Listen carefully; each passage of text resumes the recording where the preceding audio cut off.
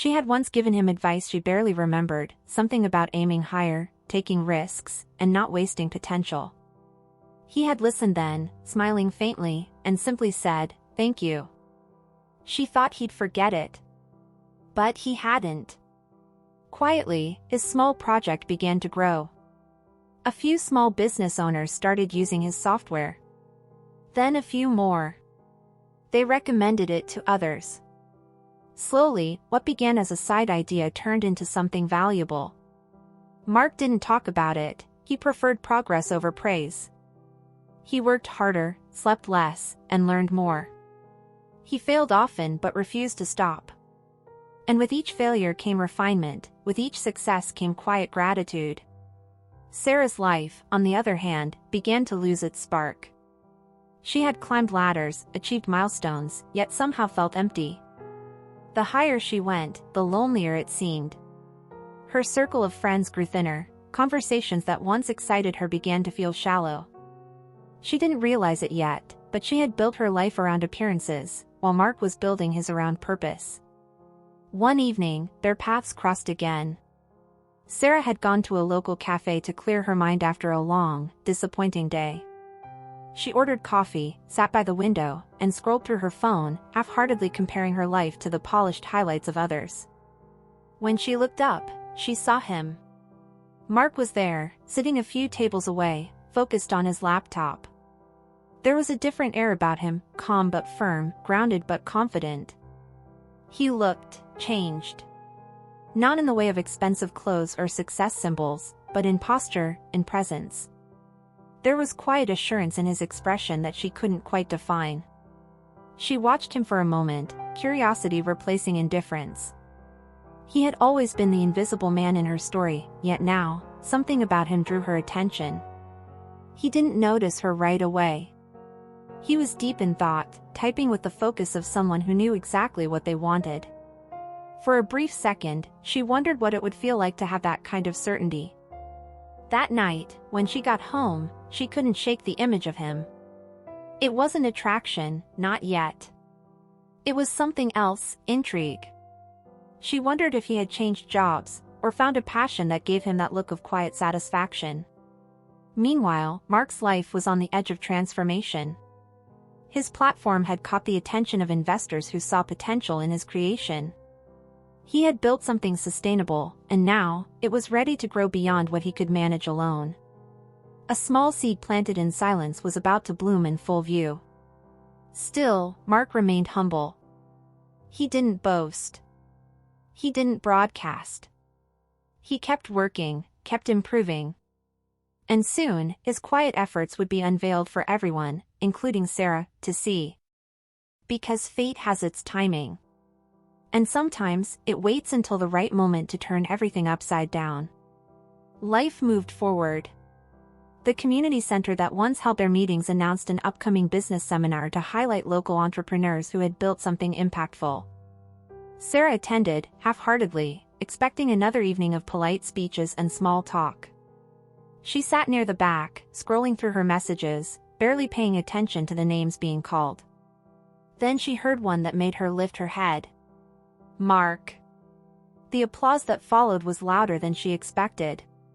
She looked toward the stage, and there he was, the man she had once dismissed, now standing before a full audience, introduced as the founder of one of the region's fastest-growing digital logistics platforms. He looked composed, confident, his voice clear and measured as he spoke about his journey, his setbacks, and the purpose that had kept him going. He wasn't selling arrogance, he was radiating gratitude. And in that moment, Sarah felt something she hadn't in years, shock, admiration, and something else she couldn't name.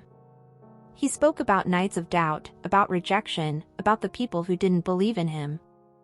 And as he said the words, sometimes silence is not weakness. It's preparation. Sarah's heart dropped. The crowd clapped.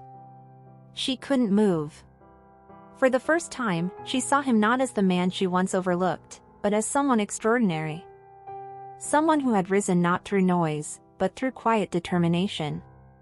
When the event ended, she remained seated, watching people crowd around him, eager to shake his hand, to congratulate him. He smiled humbly, thanked everyone, and carried himself with the calm of someone who had learned patience through pain. As he turned to leave, his eyes met hers across the room. There was no pride, no resentment, just recognition. A faint smile, gentle and understanding.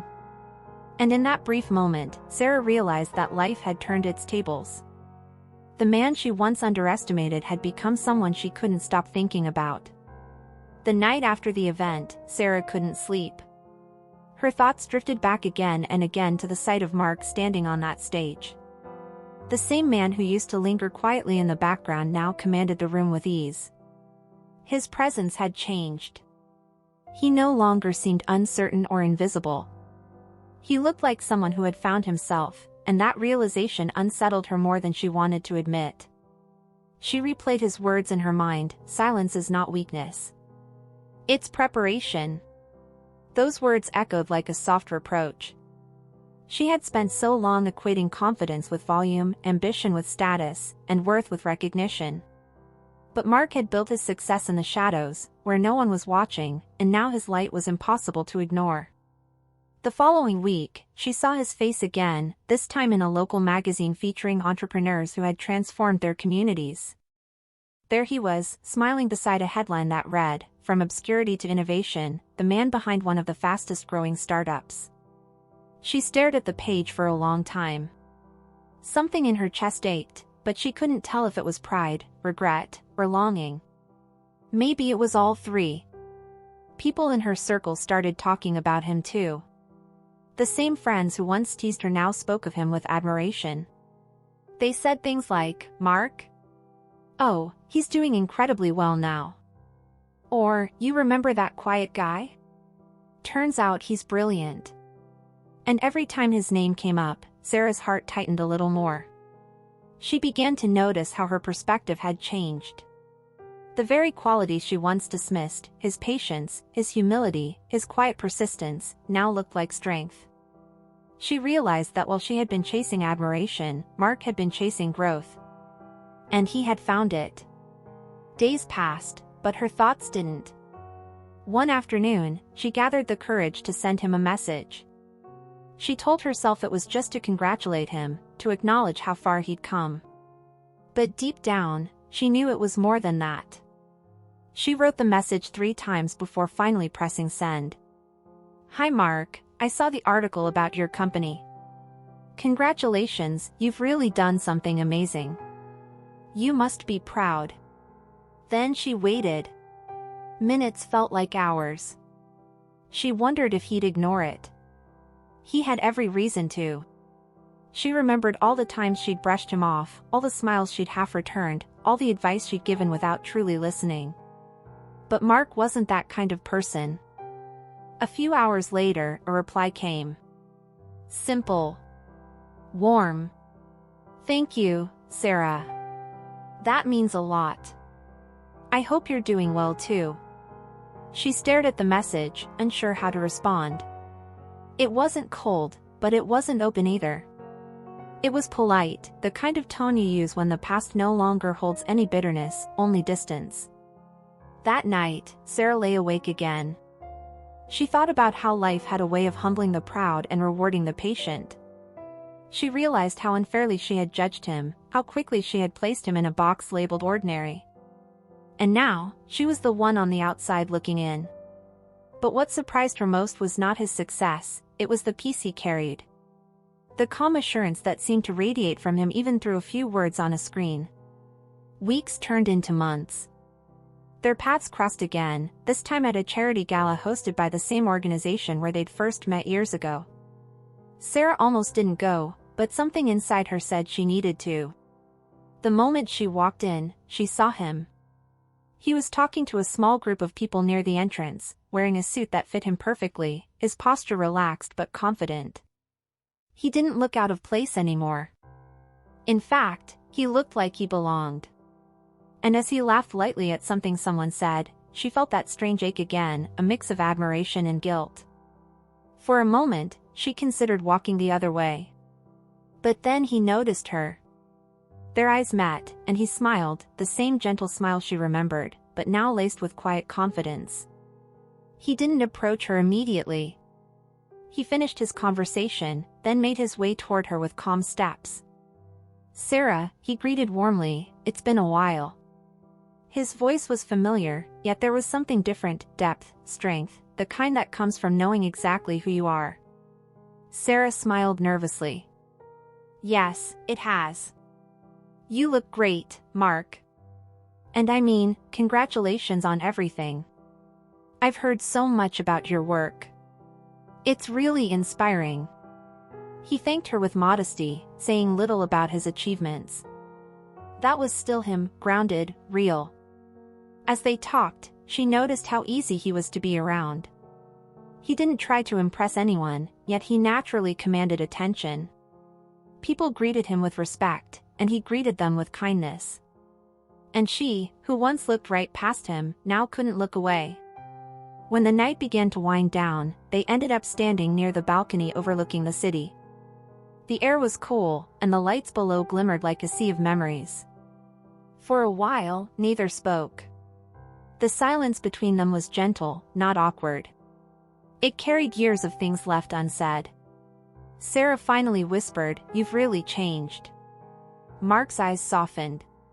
"Maybe. Or maybe I just became more of who I was supposed to be." His words lingered. She wanted to tell him how sorry she was, not just for overlooking him, but for underestimating the quiet strength that had always been there. But the words caught in her throat. So instead, she said, "I'm happy for you, Mark. Really. You deserve everything good that's coming your way." He smiled. "Thank you, Sarah. That means a lot." Then he looked out toward the city again. "You know," he said softly, "back then, I used to think people who didn't notice me were right. I thought maybe I really was meant to stay small.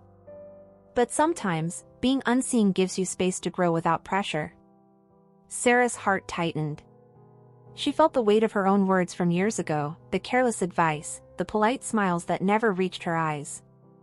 She realized she had once been part of the world that didn't see him, and yet, here he was, kinder than she deserved, stronger than she remembered. When they parted that night, she watched him walk away with a quiet admiration that surprised her. It wasn't just about success anymore.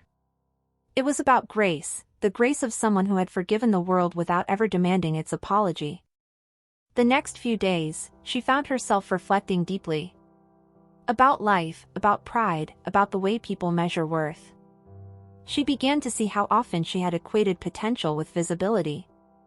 How many people she might have misjudged simply because they didn't shine loudly enough. She also saw how Mark's journey wasn't about proving anyone wrong. It was about staying true to himself even when no one believed in him. And that realization stayed with her, quietly, persistently. Because for the first time, Sarah saw that love and success weren't about chasing attention. They were about becoming who you truly are, and letting time reveal the rest. She didn't know if their story was over or just beginning. But one thing was certain, she would never see him the same way again. In his quiet success, Mark had rewritten her definition of strength. And in her silent awe, Sarah had discovered humility, and maybe, just maybe, the first stirrings of something deeper than regret. After that night on the balcony, something in Sarah began to change. She started to see the world differently, slower, softer, deeper. The things she once chased so hard began to lose their meaning, and the people she once overlooked started to matter in ways she couldn't explain. It wasn't about guilt anymore. It was about awakening. Every now and then, she'd think about the look in Mark's eyes that night, steady, kind, and at peace. She realized that peace didn't come from success alone. It came from purpose, from staying true to who you are even when no one applauds. And that realization stayed with her, haunting and healing her at the same time. Weeks passed. Sarah focused on her own work again, but her heart wasn't in it. The world that once thrilled her, deadlines, deals, endless pursuits, now felt empty. She started to crave quiet moments, meaningful conversations, and the kind of stillness that Mark had always seemed to live in. She began to wonder if she'd been too busy running to ever notice what truly mattered. One Sunday morning, she visited the park near her old neighborhood. It was the same park where the community used to hold events, where Mark had once carried boxes and smiled through her indifference. The trees were taller now, the benches older, but the air felt familiar. She sat for a while, watching children play and couples walk hand in hand. And for the first time in years, she let herself slow down. Then, as if destiny had been listening, she saw him again. Mark was across the park, standing beside a small group of people near a new playground installation. He was talking with one of the organizers, giving directions and occasionally laughing. He looked completely at ease, still the same humble man, but more grounded, more certain of himself. Sarah watched from a distance for a moment before deciding to approach. Her heart pounded softly as she walked across the grass. He noticed her before she reached him, and his expression lit up, not with surprise, but with the warmth of someone genuinely happy to see an old friend. They greeted each other and walked for a bit. The conversation was easy, filled with quiet pauses that somehow felt comfortable. As they talked, Sarah realized how different things felt now. She wasn't trying to fill the silence or impress him. She was simply present. Listening. Feeling. He told her about the small foundation he'd started, one that provided mentorship and digital resources for local entrepreneurs. She listened in awe, realizing that his success hadn't changed him. It had only deepened his desire to help others. When he spoke, there was humility in every word. No arrogance, no sense of superiority, just quiet gratitude. And Sarah, for the first time, truly saw him. She saw the man who once walked in the rain so she wouldn't get wet. She saw the man who never fought for attention but always gave his best quietly. She saw the man she had once dismissed as ordinary, and realized he had been extraordinary all along. They sat on a park bench after the event, watching the sun dip lower behind the trees. The air between them was calm, filled with the kind of peace that comes when pride fades and honesty takes its place. Sarah found herself speaking softly. She said she had been thinking a lot lately. About life. About mistakes. About how easy it is to overlook people who don't demand to be seen. Mark listened without interruption, his expression unreadable but kind. When she finished, there was a long pause. Then he said something that struck her heart. He said, "Sometimes people can't see your light until it grows bright enough to reach them. But that doesn't mean they were bad. It just means they weren't ready to notice yet." Tears filled her eyes before she could stop them. He wasn't trying to make her feel guilty. He was offering her grace, the very thing she hadn't given him years ago. And in that quiet moment, something shifted between them. For the first time, Sarah didn't see the distance that success had created. She saw the bridge of understanding that was slowly forming between them. In the days that followed, they began to talk more. Sometimes through short messages, sometimes over coffee after work. Their conversations were never forced. They flowed easily, often stretching late into the evening. Mark would share small stories from his journey, the moments of doubt, the little victories, the nights he almost gave up. And Sarah would listen with genuine curiosity, often moved by his honesty. He wasn't perfect. He admitted to being scared, uncertain, and tired at times. But what made him remarkable was how he kept going anyway. Sarah found herself smiling more, laughing more, feeling lighter than she had in years. She didn't know if it was friendship or something deeper, but she knew it was real. And for the first time, she didn't feel the need to rush it. As time went on, people around them began to notice their growing closeness. Some found it surprising, the once confident, polished woman and the quiet man she'd overlooked. But Sarah didn't care about what anyone thought anymore. She had learned the difference between admiration and affection.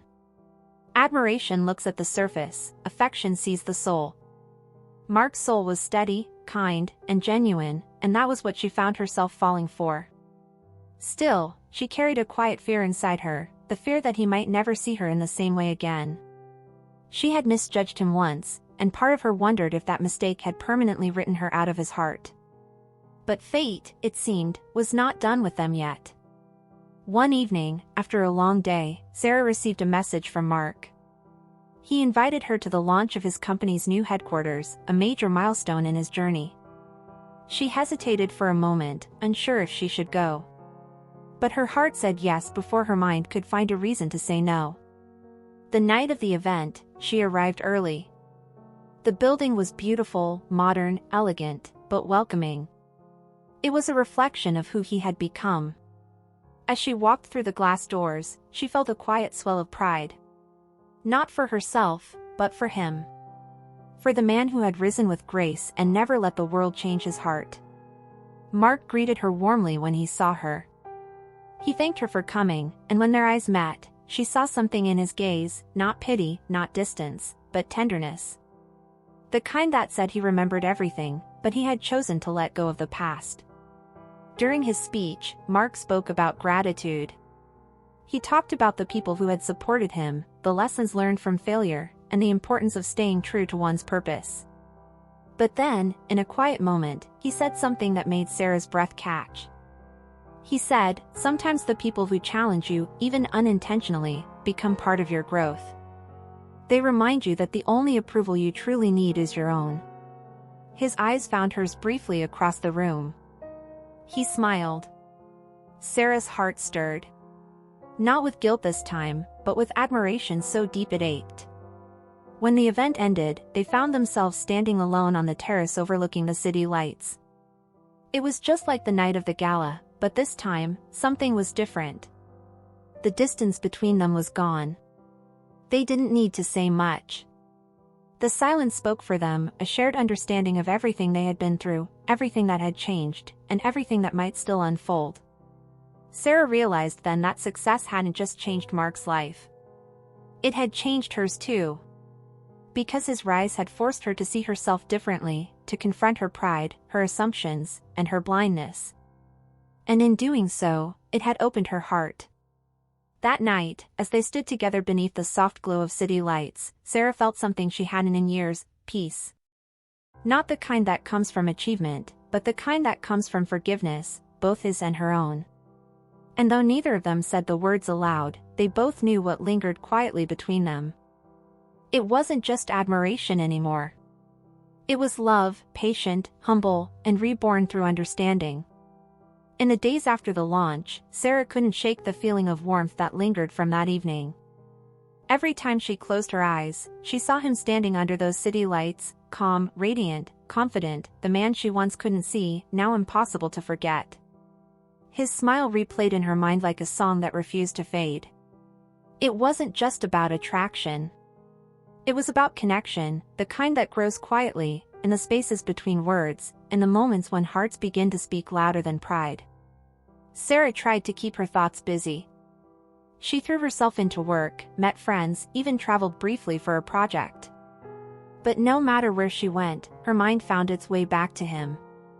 Every success, every accomplishment felt hollow compared to the peace she had felt standing beside Mark that night. And deep down, she knew, something in her life had shifted permanently. A few weeks later, she received an invitation from Mark. It wasn't for an event or a meeting. It was for a walk. Just that. A walk. No pretense. No purpose beyond presence. The simplicity of it made her smile. She accepted immediately. They met at the riverside trail where the city's skyline shimmered on the water. The evening sun painted everything in gold. As they walked, they talked, not about success or work, but about life, memories, and the quiet things that make it beautiful. Mark told her about the nights he used to doubt himself, how the voices of disbelief, including hers, had once made him question everything. But then he smiled softly and said, "Funny thing is, those doubts became fuel. Every time someone didn't believe in me, I learned to believe in myself a little more." Sarah's chest tightened with emotion. She wanted to apologize again, but he shook his head gently before she could. "You don't owe me an apology anymore," he said. "Sometimes we need people to underestimate us. It keeps us humble. It reminds us who we're really doing it for." They walked in silence for a moment, the sound of water brushing against the riverbank filling the air. Sarah looked at him, really looked, and realized how peaceful he seemed. His success hadn't made him proud or distant. It had made him softer, wiser, more grounded. And that humility was what made her heart ache in the best possible way. As the sky turned violet, they found a small cafe overlooking the water. They sat outside, the faint music of an old love song playing in the background. It was there, between sips of coffee and soft laughter, that Sarah felt the quiet pull she could no longer ignore. There were moments when he'd look at her, and the world seemed to pause. His gaze wasn't questioning or guarded, it was full of warmth, the kind that said he had already forgiven her long ago. And in that look, she saw what she had been missing all her life. Not wealth. Not status. Not the chase for perfection. But connection, real, steady, unwavering connection. It was strange, almost poetic, how love could rise from the ashes of misunderstanding. How two souls who once stood on opposite sides of pride could find themselves walking in rhythm again. Sarah smiled faintly and said, "It's strange, isn't it? How the people we least expect end up teaching us the most about ourselves." Mark nodded, his voice soft. "Life has a funny way of humbling us into love." She laughed quietly, but there was truth in his words, truth she could feel in every heartbeat. Days turned into weeks, and their friendship deepened into something tender, something beautiful. They spent more time together, long walks, dinners, quiet evenings spent talking about dreams and fears. Mark had a calm energy that balanced her fiery spirit. And Sarah brought light and color back into his days. Their connection grew not in grand gestures, but in small moments, shared smiles, understanding glances, unspoken comfort. Sometimes love doesn't arrive loudly. It comes softly, when you least expect it, in the silence between two people who finally see each other clearly. One evening, Sarah invited Mark to her apartment for dinner. She cooked, something simple but heartfelt. The atmosphere was easy, warm, filled with laughter. After they ate, they stepped onto her balcony. The city lights flickered below, mirroring the stars above. For a long while, they stood without speaking. Then, softly, Sarah said, "Do you ever think about how different things could have been if we had started off differently?" Mark looked at her, thoughtful. "Sometimes. But then I realize, maybe we had to go through all that to become who we are now. Maybe the distance was necessary for the understanding." She nodded, eyes glistening. "You're probably right." There was a long pause. Then he turned to her, voice barely above a whisper. "You know, I never resented you, Sarah." Her breath caught. He continued, "I used to think I wasn't enough. But then I realized you weren't seeing me because I wasn't showing up as the man I could be.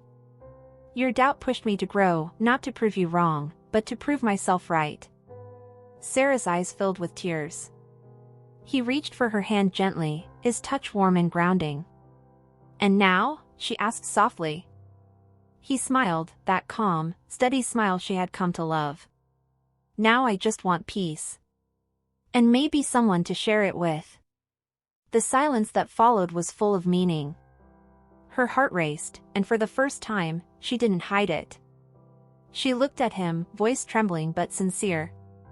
"Maybe, peace is something we can find together."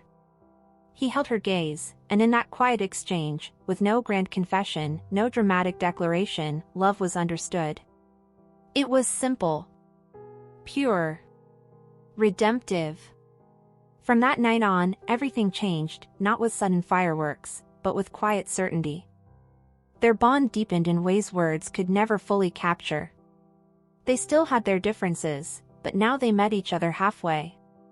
Sarah learned to slow down. Mark learned to open up. And together, they began to build something real, a connection born not from perfection, but from forgiveness and growth. Theirs wasn't a story of flawless love. It was a story of second chances, of two people learning that timing isn't about coincidence, but readiness. He had needed to find himself. She had needed to lose her pride. And when they finally met again, they met with hearts wide open. Sometimes, love doesn't come when you expect it. It comes after mistakes. After silence. after realizing what truly matters. Sarah and Mark's story wasn't about revenge or regret, it was about rediscovery. Because in his success, she found humility. In her remorse, he found grace. And in each other, they found love. Not the kind that begins with fireworks, but the kind that lasts, steady, enduring, and deeply human. That night on the balcony marked the start of a new chapter. Two souls once separated by misunderstanding now stood together, not as who they used to be, but as who they had become. Forgiven. Evolved. In love. The seasons changed, but their bond remained steady. Months passed, and the rhythm of their lives began to intertwine naturally. They didn't rush into labels or promises, instead, they built their love with patience, one gentle day at a time.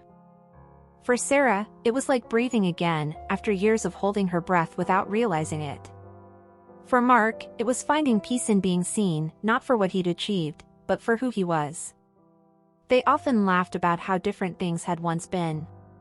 There was humor in hindsight, in realizing how easily people misjudge what they don't take time to understand.